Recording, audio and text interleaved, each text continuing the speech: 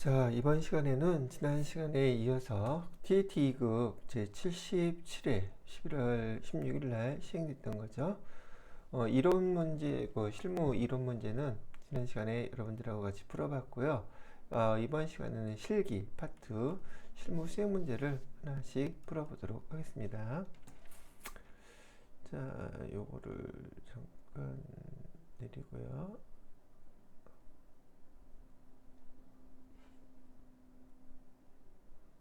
그리고 올려놓고 우리 실기 프로그램을 이제 설치를 해야 될 테니까요. 실무 프로그램 여기 있네요. 여러분들이 이제 공인인계사회에 그 기출문제들 폴더를 다운받으시면은 이렇게 나타나 있죠. 여기서 TT급 실기 프로그램 실행시키시고 여기 보면 KA3 감독관 번호 있다가 입력할게요. 자, 실행시키겠습니다. 여러분도 이렇게 실행시켜서 보시면 되겠죠?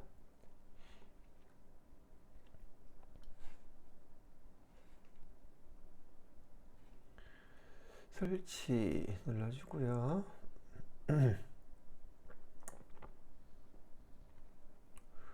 확인.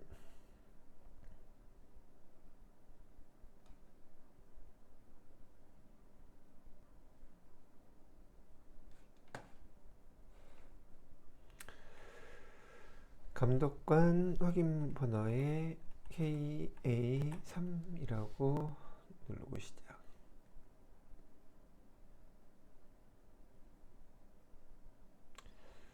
여러분들이 보편적으로 이제 시험에 응시하실 때에도 화면 하나에다가 문제지하고 프로그램을 갖다가 같이 봐야 되기 때문에 제가 연습하는 상황에서도 또 설명할 때도 제가 비슷한 환경으로 같이 한번 이렇게 연습을 하고 있는 거예요. 좀 좁아서 불편하시다는 분들 많은데 사실 저도 좁기는 하더라고요. 뭐 그래도 적응해서 연습을 해 놓으시는 게 좋지 않을까 싶어요. 자, 회계 파트 눌러놓고 시작을 해보도록 하죠. 이건 조금 여기 옆으로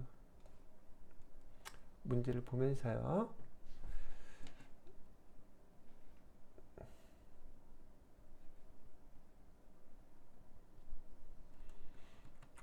프로그램 여기다 갖다 놓고 보도록 하자고요.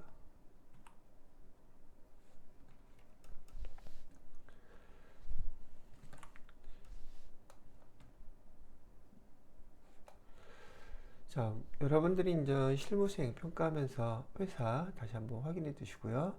지금 여기 우리가 시험에 응시하는 회사는 현대테크라고 하고 있고요. 금속기계 제조업을 하고 영위하는 법인기업이라고 얘기 나와 있네요. 회사명 매번 바뀌기 때문에 시험 보실 때 연습할 때 지금 우리 회사가 어떤 회사로 되어 있구나 요거 한번 판단을 해보시라는 얘기예요. 자, 금속기계까지 실무수행 첫 번째 문제입니다. 1번에서 3만원 초과 거래 자료에 대한 영수증 수취 명세서 작성을 한다고 되어 있어요. 작성 목적은 법인에서 사용하는 그 돈이라고 할까요? 이 돈이 비용으로서 인정을 받을 수 있는 건지 없는 건지, 또는 기본적으로 법인에서 비용으로 인정받으려면 적격 증빙을 받아야 돼요. 3만원 이상 금액을 사용했을 때 나 이런 돈 우리 회사에서 사용했어요 라고 했을 때 이 회사에서 사용한 비용에 대한 증빙, 그걸 우리는 적격 증빙이라고 부르는데, 이 적격 증빙을 받은 것은 비용으로서 회사에서 비용으로서 인정을 받을 수 있고, 만약에 3만원 이상의 돈을 썼는데 그 증빙이 적격 증빙이 아닌 경우에는 비용으로 인정받기 위해서는 2%의 가산세를 내야 돼요. 법인이라면 법인세 신고납부할 때 가산세 계산을 해야지 되고요. 개인 소득세, 개인 사업자들 말씀드리는 거요. 똑같은 얘기죠. 그러다 보니까 여기 적격 증빙에 3만 원 이상 실무 업무를 여러분들이 직접 하실 때 이게 시험 문제라고만 생각하지 마시고요. 적격 증빙을 받아야지 비용으로 인정받을 수 있다. 보편적으로 우리가 얘기하는 적격 증빙은 네 가지예요. 우선 세금 계산서, 두 번째로는 계산서, 세 번째로는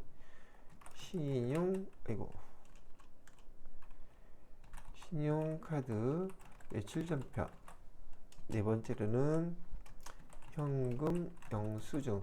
우리가 배울 때 보통 이 네 가지는 메인 매출전표에서 입력하는 증빙서들이라는 걸 알고 계실 거예요.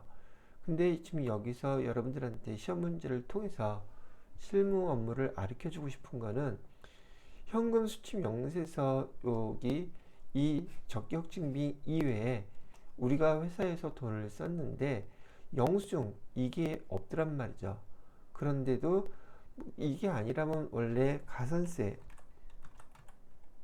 2%를 갖다가 내야지 되는데 비용으로 인정받기 위해서는요.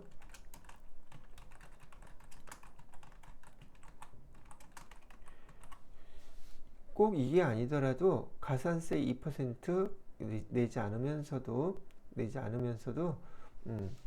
비용으로 인정받는 그런 항목들이 있더란 말이죠. 그거를 가르쳐주기 위해서 TET 2급에서는 그런 상황을 시험 문제로 이렇게 출제해 가지고 실무 업무의 이해를 돕고 있더란 말이죠. 자, 이 기본적인 내용이에요. 이 영수증 수치명세서 작성하는 이유가 일반 지금 규모가 있는 회사들에서는요, 실제로 이런 적격 증빙이 아닌 증빙서들은 회계 담당 부서에서 이 영수증 수치명세서를 그때그때 매일매일 발생하는 적격 증빙 이외에 증빙서들을 갖다가 컴퓨터에다가 프로그램에다가 다 입력을 해 놓는다, 이렇게 알고 계시면 돼요. 얘가 그냥 시험 문제만 나오는 게 아니라 여러분들이 이제 자격증을 취득하고 실무 업무에 가시면 실제로 이렇게 업무를 진행해야 된다는 걸 얘기한다는 얘기예요. 자, 여기 한번 좀 보죠. 자료 첫 번째 거를 보니까 사업소득 원천징수 영수증 그래가지고 내용이 우리 회사는 아까 현대테크라고 얘기했었죠. 현대테크. 그 다음에 지금 누구한테 이 돈을 지급했나 봤더니 이름은 최민재라는 사람한테 돈을 지급했대요. 그리고 이분이 뭐 하는 분인가 봤더니 학원 강사라고 하네요. 자, 지급한 금액은 총 100만 원을 갖다가 지급했는데 여기서 우리가 사업자이기 때문에 이 강사에 대해서 원천징수를 한 거예요. 세율 프리랜서들 강사분들은 3%죠. 그 다음에 거기에 이 소득세 또 10%에 해당되는 지방소득세, 그래서 33,000원. 실무 업무에서 이런 개인사업자분들이 와서 강의하거나 등등 했을 때 개인사업자들은 원천징수를 3.3% 한다고 하는 이유가 여기 소득세 3%와 지방소득세 0.3%를 합쳐서 3.3%를 원천징수한다 그러는 거예요. 이거 실무에 가서 여기 공부할 때 내용 따로 실무 업무 따로 그렇게 벌어지는 경우가 많아요. 잘 못 알아들으셔서. 왜냐면 희한하게 공부할 때 하고 실무에서 똑같이 적용하면 되는데 이 매치가 안 되는 거죠. 뭐 그래서 신입이기도 하겠지만은, 근데 이런 것들은 실무에 가셔서도 한 번, 두 번 해보시면 이거 배웠던 거하고 똑같네, 그렇게 하면 되는 거네 라고 아마 이해하시게 되는 순간이 있을 거예요. 오래 걸리지는 않아요. 근데 여기서 미리 한번 이렇게 연습을 해두자는 얘기죠. 회사에서는 강사료로 100만 원을 지급했는데 원천징수하고 나머지 차액을 지급을 했겠죠. 자, 여기 내용을 보면 자료 두 번째에는 보통예금 하나은행에서 출금을 해가지고 강사료를 이체를 시켜줬대요. 자, 내용을 읽어보면 조금 전에 봤던 자료 1은 생산부의 생산부의 산업안전 법정 의무 교육에 대한 강서료 지급 사업소득 원천징수 영수증이라고 얘기했어요. 이렇게 지급한 계정은 우리 회계 담당자가 이제 회계 처리해야 되겠죠? 교육 훈련비로 처리해달라고 하네요. 이것도 참고적으로 이따가 할 거긴 하지만, 그러면 날짜는 3월 30일 날 우리 담당자가 회계 처리를 하면 차변에다가는 교육 훈련비라고 하겠죠. 근데 여러분이 TT 2급에서는 얘가 500번대인지 800번대인지, 다시 말해서 우리 판관비로 들어가는 것인지 제조원가로 들어가는 것인지 구분을 해줘야 되죠. 우리 TT 2급서부터는 우리 회사는 아까 보셨던 것처럼 제조업을 하는 회사이기 때문에 얘가 공장에서 벌어진 것, 그 다음에 본사에서 벌어지는 것, 즉 500번대 비용하고 800번대 비용을 반드시 구분해 주셔야지 돼요. 그러면 얘는 지금 500번대가 되겠죠. 여기다 써놓을까 그냥. 생산부라고 했으니까 500번대의 교육훈련비를 사용하셔야지 돼요. 금액은 100만원을 우리가 썼어요. 자, 100만원 쓴 것에 대해서 우리 대변에다가는 보통예금에서 보통예금 거래은행 써주셔야지 되고요. 지급된 거는 96만 7천원이 지급이 됐다고 했고요. 나머지 차입금액 있죠. 그건 뭐예요? 우리가 세금을 내야 되죠. 그 강사분 명의로 세금을 납부했기 때문에 우리는 심부름만 하는 거예요. 근데 심부름하기 위해서 예수금, 돈을 미리 100만원 지급할 거 중에서 일부를 떼어놨죠. 즉 원천징수에 넣었죠. 그게 얼마요? 3.3%에 해당되는 3,700원이 되나요? 3,300원이 되겠죠. 예수금으로 3,300원 이렇게 이따가 회계 처리를 해주시면 돼요. 되셨죠? 자, 그 다음에 자료 2는 강사료 지급액 중 원천징수 세액을 차감한 잔액을 이체한 내역이다. 이렇게 설명이 끝난 거예요. 이렇게 이제 정리를 해주시고 난 다음에 이 내용을 갖다가 이 거래가 지출 증명서류 미수치 가산세 대상인지 검토하려고 한다고 얘기되어 있어요. 자, 그래서 수행과제를 보시게 되면 지금 위에 주어진 자료들에 대한 설명이고, 우리가 문제를 읽을 때에는 하나하나 차근차근 보지만 수행과제에 따라서 이제 우리가 반영을 해줘야지 돼요. 수행과제 첫 번째는 거래자료 입력하셔. 요거예요. 두 번째는 저하고 같이 영수증 수취명세서 2, 1 서식 작성하시오 그랬잖아요. 요거 그대로 작성을 해 봅니다. 자, 그래서 우선 거래자료를 입력해야 되기 때문에 일반 전표 입력 클릭해 주시고요.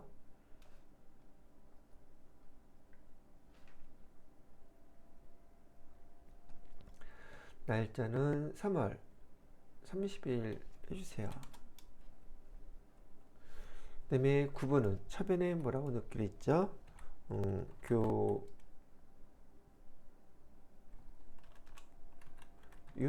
훈련비. 우리는 800번이 아니라 여기는 지금 500번이었었죠. 500번 확인 눌러주시고요. 금액은 100만원. 대변에다가는 보통예금. 은행은 하나은행이죠. 하나은행. 금액은 96만 7천원. 그 다음에 예수금.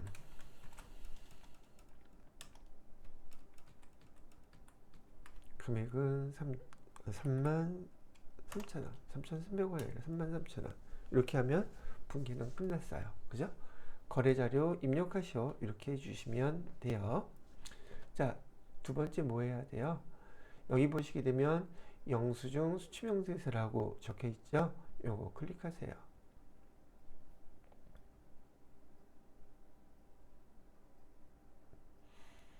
자, 요 내용을 갖다가 보시고서 그대로 입력해 주시면 돼요. 2024년 거래는 3월 30일 날 벌어진 일이었었고요. 상호, 성명 이렇게 나와 있죠. 여기 상호, 성명 뭐 다 똑같긴 한데 대상이 최민재라고 되어 있네요. 최민재. 자, 사업장. 사업장은 여기 나와 있는 주소를 써 주셔야겠죠. 서울 특별시 구로구 도림로 33길 27. 사업자 등록번호는 여기 주민번호 있죠? 주민등록번호 개인이기 때문에요. 880103-277-4918. 자, 거래금액은 100만원 해줬어요. 자, 그리고 이제 엔터를 쳤더니 아까 제가 말씀드렸던 이게 돈을 회사에서 돈을 지출하고 나서 적격 증빙을 받아야 되는데, 여기 지금 팝업창에 뜬 이런 내용의 그 거래처라든지 그 대상에서는 적격 증빙을 받지 않더라도 비용으로서 인정해주고 가산세 2%도 부과하지 않는다는 내용이에요. 그리고 내용들을 가만히 보게 되면 이런 곳에서는 적격 증빙을 발행해주지 않는 곳들이란 말이죠. 그런데도 국가에서는 여기 세법에서는 비용으로 인정해 주겠다는 얘기예요. 자, 그러면 여기서 해당되는 게 뭐 있나 봤더니 조금 전에 이 사람은 강사로서 원천징수 대상 사업 소득으로 해당되는 거죠. 요거를 선택을 띵 이렇게 해주는 거예요. 그럼 적격증빙을 이 사람한테 우리가 회사에서 100만 원을 쓰고 지급하고 적격증빙을 받지 못했다 할지라도 비용으로서 가산세 매기지 않고 인정을 해주겠다 이런 얘기죠.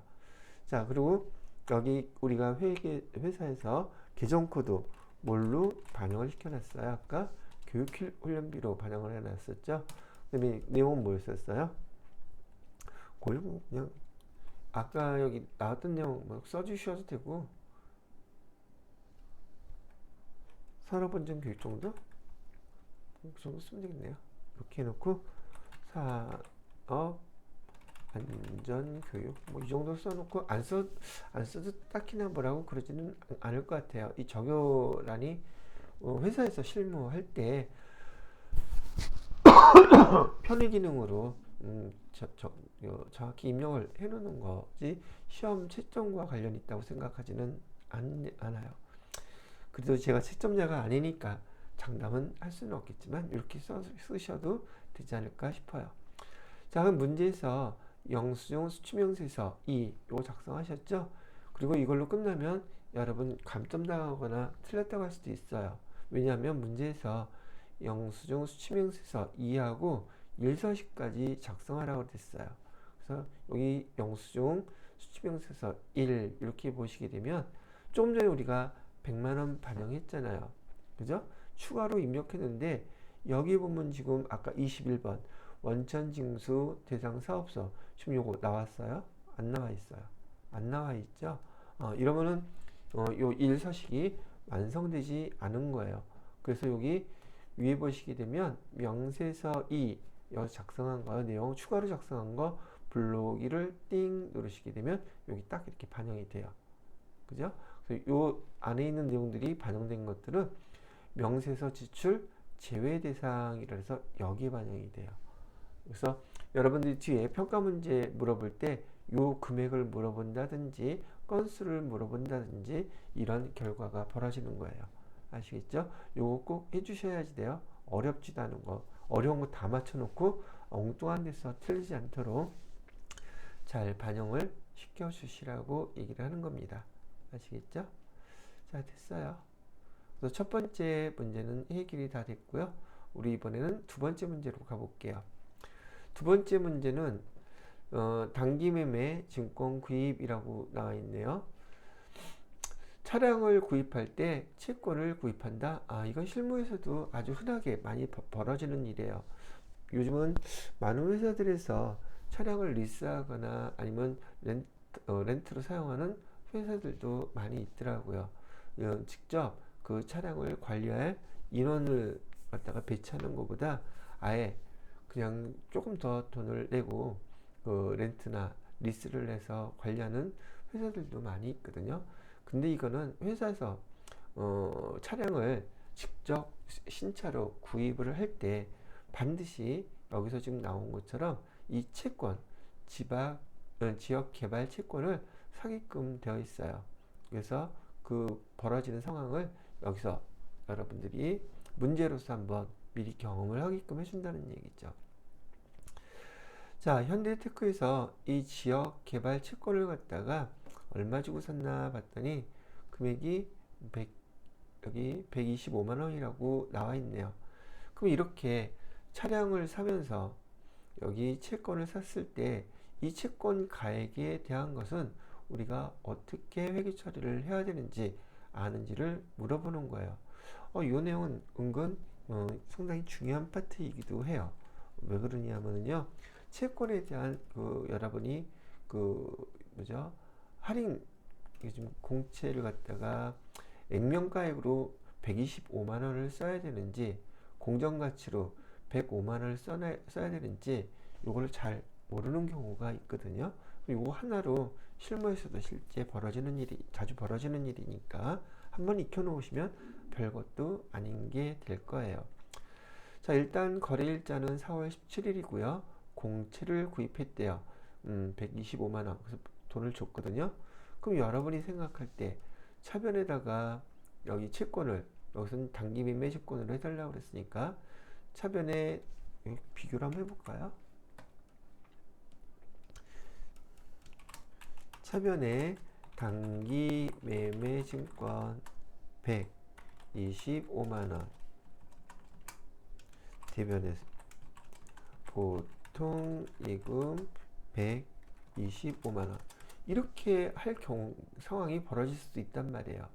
자, 그런데요, 여기 한번 문제 읽어보고 요 마저 설명을 이어나가 볼게요. 자료 설명을 보니 본사 업무용 차량을 구입하면서 법령에 의해 공채를 액면금액으로 구입하고 국민은행 보통예금 계좌에서 이체하여 지급했대요. 근데 이 공채 매입 시 공정가치는 105만 원짜리라고 이게 있고, 이 계정을 등록한다면 단기 매매증권으로 회계 처리하라고 설명을 하고 있죠. 자, 지금 여기 단기 매매증권으로 기록하라고 했는데, 지금 우리가 액면가액 문제는 뭐냐면, 액면가액으로 얘를 갖다가 쓸 것이냐, 공정가치로 쓸 것이냐, 이건 요게 포인트예요. 근데 여러분 알다시피 단기 매매증권은 재무 상태표 규정이란 말이에요. 근데 여러분이 회계 원리, 회계 2급에서 배웠던 재무 상태표의 뜻이 뭐죠? 회사의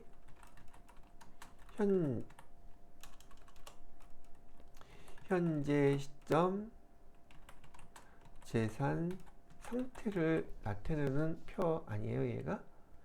그 회사의 현재 시점은 예를 들어서 이 차량일 경우 4월 17일 현재 이 채권, 자산이니까 여기 단기매매증권은 자산 계정이잖아요. 재무상태표에 들어가 있는 거죠. 현재 시점에 재산 상태는 얼마인 거예요? 우리가 돈 내보내준 거는 125만 원이지만 단기 매매증권의 현재 가치, 재산 상태, 현재 시점에서 얼마냐는 거죠. 이 공정가치가 현재 시점 것을 얘기하는 것이므로 여러분이 차변에다가 단기 매매 증권은 현재 가치로 써주셔야 돼요. 현재 재산. 얘를 팔면 지금 당장 얼마 받을 수 있다는 거예요? 팔면 105만원 받을 수 있다는 얘기예요. 그리고 대변에 보통 예금에서 빠져나간 금액 125만원은 실제로 나간 금액이고요. 자, 그랬을 때 나머지 차액인 여기 20만원은 뭘로 적어야 되느냐? 여기 시험 문제였던 거죠. 첫 번째 이슈는 금액을 어떤 것으로 적을 것이냐. 두 번째, 얘를 선택했다면, 공정가치를 선택했다면 여기 차액은 뭘로 기록하느냐? 이 차액은요, 지금 우리가 뭐 수수료나 이런 걸로 기록하는 게 아니에요. 얘는 차량을 사면서, 즉 차량 운반구죠. 차량 운반구를 사면서 차량가액은 원래 있었겠지만 요 차액은 차량 살 때 그 차량가액에다가 더해 주는 거예요. 그래서 여기다가는 차량 운반구 해가지고서 나머지 20만 원을 추가로 기록을 해주는 거죠. 다 차 살 때 벌어진 일이기 때문에 그래요. 그리고 이 차량 운반구 금액을 그죠? 단기매매증권은 시간이 지나가면 이만큼이 되겠지만 차량 운반구 가격에 유형자산 가격에 포함시켜 놓고 차량 운반구와 똑같은 내용연수 기간 동안에 상각을 하게 된다는 얘기죠. 얘가 상각되는 건 감가상각비로 다 상각이 되는 건 똑같아요. 이해되셨죠? 여기서 포인트는 두 가지가 있었는데 여러분한테 단기매매증권으로 액면가액으로 기록할지 공정가치로 기록할지 요거를 판단할 수 있는지 물어보는 것이었고, 두 번째로는 공정가치로 기록했을 때 차액은 수수료나 기타 비용으로 기록하는 것이 아니라 자산 계정인 차량 운반구로 기록해야 된다는 걸 얘기하는 거죠. 그래서 이렇게가 완성된 회계 처리예요. 자, 그러면 우리 배웠으니까 4월 17일 날짜로 일반 전표 입력해서 입력을 해보도록 할게요. 날짜는 4월 17일이고요. 차변에 여기 단기매매 증권 해주시면 되겠고, 금액은 105만원. 차변에 차량 운반구 해가지고 20만원 이렇게 해주시고요. 보통예금 통장에서 여기 국민은행이라 그랬죠. 국민은행 보통예금 계정에서 125만원. 제가 젊었을 때 직장에서 근무하면서 회계 저는 계속 여기 회계 재무 이쪽 부서에서만 계속 일했었기 때문에 여러분들한테 업무 처리하면서 인정받을 수 있고 효율성 있는 거 간단한 건데도 실천을 하는 사람이 있고 못하는 사람이 있어요. 여기 계정들 있죠. 프로그램 지금은 대부분 다 똑같은 비슷한 프로그램들을 사용하기 때문에 여러분이 지금 공부하면서 자격시험 준비하면서 별거 같지는 않지만 이 계정 코드들 다 암기해 놓으시는 게 좋습니다. 업무 처리할 때 효율도 다르고 지나가다 상사가 누가 이렇게 보더라도 되게 대견하고 기특하게 봐요. 그리고 실제적으로도 업무 처리할 때 매번 하루에도 수백 건씩 처리하게 되는 일들이 많이 발생하게 되는데, 계정 코드를 외워서 쓰는 사람과 계정 코드를 그때그때 조회해서 쓰는 사람과는 차이가 많이 난단 말이죠. 승진도 빨리 하고 월급도 많이 또 받게 되고 뭐 등등 좋은 점이 많아요. 그래서 별거 아닌 팁인데 계정 코드 자주 쓰고 많이 쓰는 것들은 반드시 외워놓으시라 이렇게 얘기를 해주는 거예요. 실제적으로 여러분이 TET 2급 특히나 나중에 이제 공부 계속 하시는 분들은 TET 1급 가면 내가 알고 있는 문제임에도 불구하고 시간이 정말 촉박해요. 묶어놓은 문제들이 많아서 그렇거든요. 계정 사수하는 것이긴 하지만 1초라도 아끼는 1분 1초라도 아끼는 마음에서 계정 코드들은 명확히 암기해 놓으시면 여러모로 도움이 된답니다. 자, 높아시면 하는 얘기였고요. 자, 세 번째 문제로 넘어가 보도록 할게요. 세 번째 문제는 약속어음 수취거래, 만기 결제, 할인 및 배사양도 이런 식으로 나와 있어요. 자, 할인한 전자음. 우리 현대테크, 우리 회사에서 받았던 어음을 할인해서 쓰는 경우예요. 그죠? 자, 지급기일은 9월 25일, 발행일은 5월 25일, 6월 25일, 한 달 있다가 그렇게 됐네요. 자, 이건 우리가 받을 어음이었겠죠, 얘는. 그죠?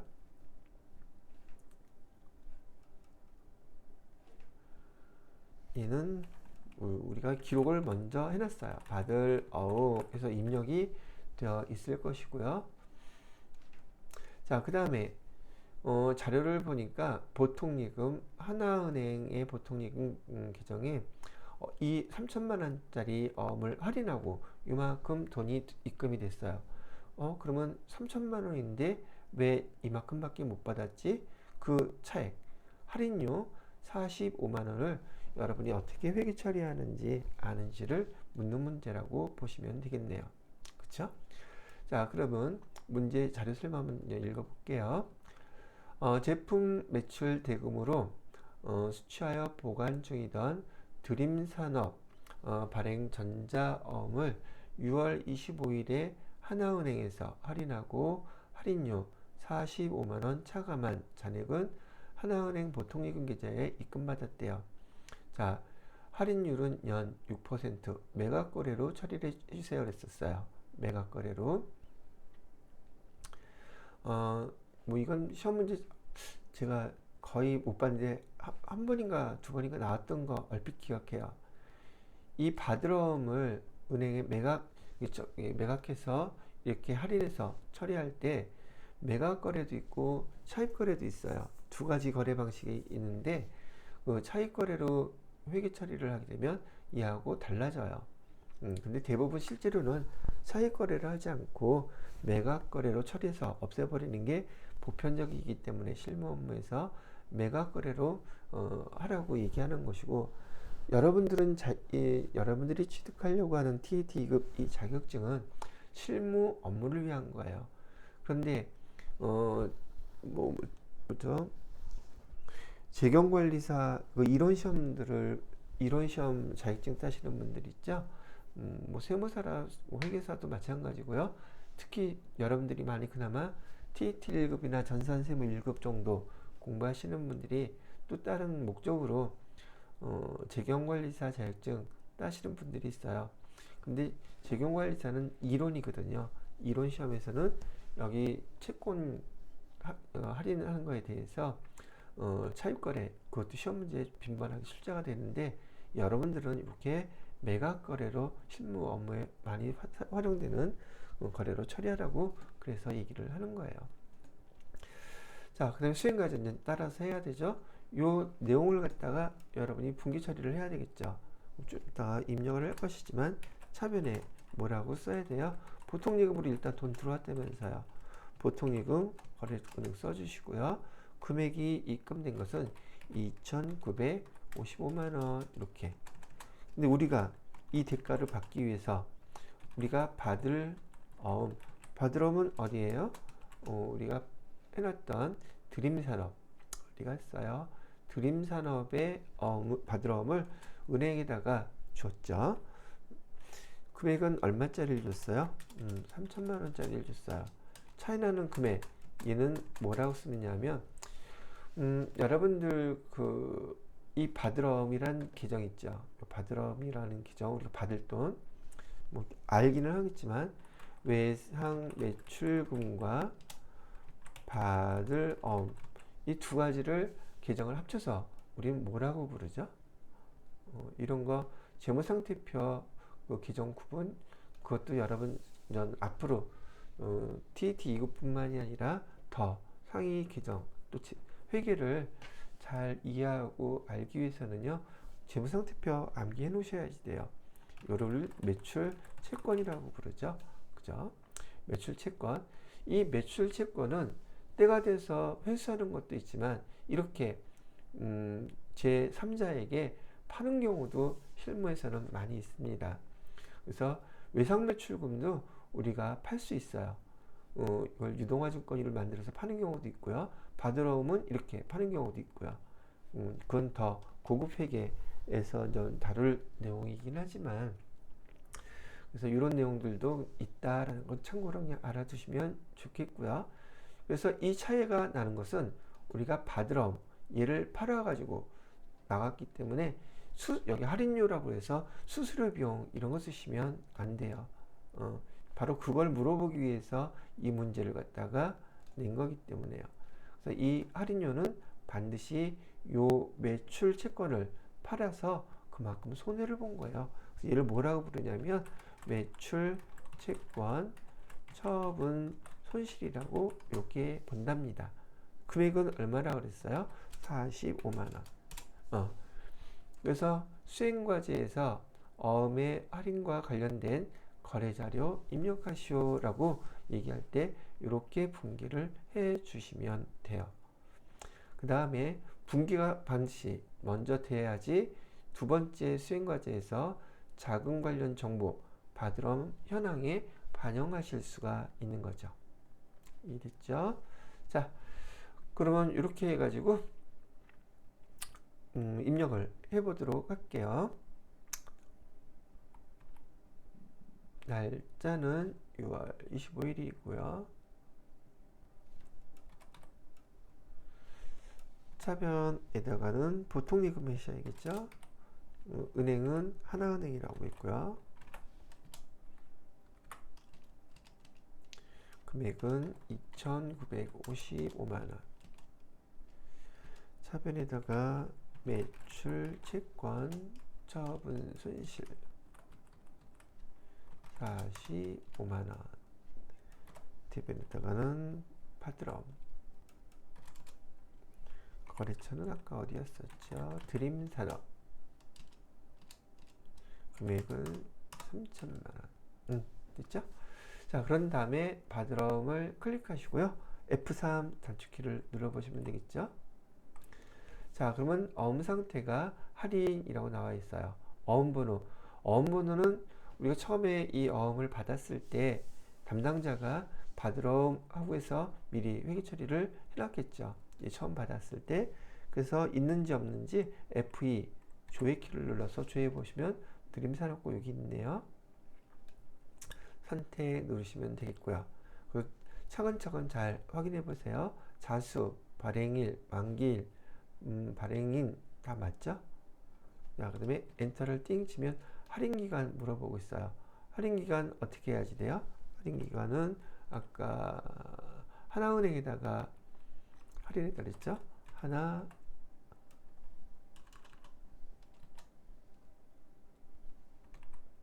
여기다가 하나은행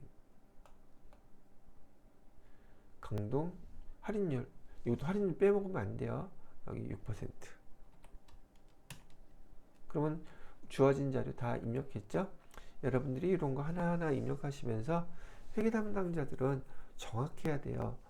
정확하고 그 정확한 업무 스타일이 계속 반영돼서 빠르고 신속하게끔 되는 거죠. 신속하기만 하면 안 된다고 제가 얘기를 해 드립니다. 그리고 제가 여기 강의란 뭐 이거 강의죠. 이거 설명할 때 다른 분들은 속도가 엄청 빠르더라고요. 물론 저도 그렇게 할 수 있어요.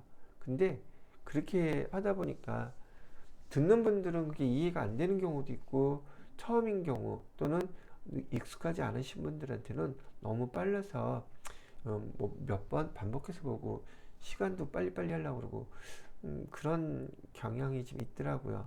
근데 저는 제 스타일은 여러분들이 천천히 알아들을 수 있고 생각하면서 자세히 이해할 수 있도록 하려고 노력은 해요.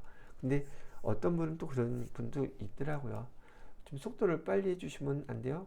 근데 이 유튜브에 좋은 기능 있잖아요. 속도 빠르게 하기. 필요하신 분은 그렇게 보시고, 제 속도가 맞다고 생각하시는 분들은 차근차근히 보시고 자기한테 맞게끔 조절을 해서 보시면 좋을 것 같아요. 자, 그 다음에 두 번째, 부가가치세 관리. 제가 지금 요거 할 때 이거 복습을 하시거나 문제를 갖다가 풀어볼 때 어떤 분은 여기 지금 거래자료 입력 요 파트만 보고 싶으신 분도 있고, 어떤 분은 부가가치세에 관련된 실무수행 두 번째 것만 보고 싶은 분도 있고, 이렇게 또 나누어서 보고 싶은 분도 계시더라고요. 수요가 참 다양해요. 그래서 녹화할 때도 여러분 편의에 따라서 보시라고 부가가치세 관리 기능은 잠깐 쉬었다가 바로 이어서 하도록 하겠습니다.